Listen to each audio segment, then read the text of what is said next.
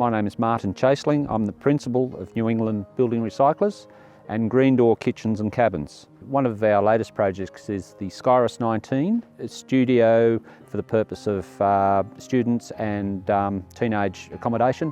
The client is also an artist and she wants to use it for her art studio as well. It's a multi-purpose use, a dark stone. It looks spectacular. It looks dramatic and it looks very at home in its landscape.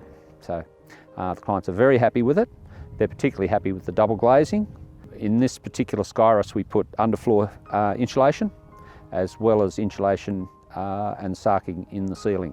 The other morning we had a -8 and we visited the site internally with no heating. It was quite comfortable.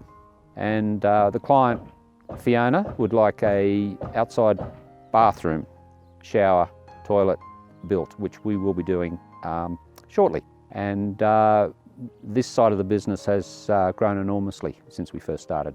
And we're very pleased to have the association with Easy Kit Homes.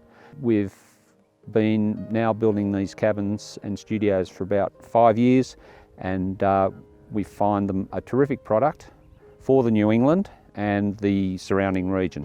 If you'd like to talk to us at any time, you only need to contact us via the website.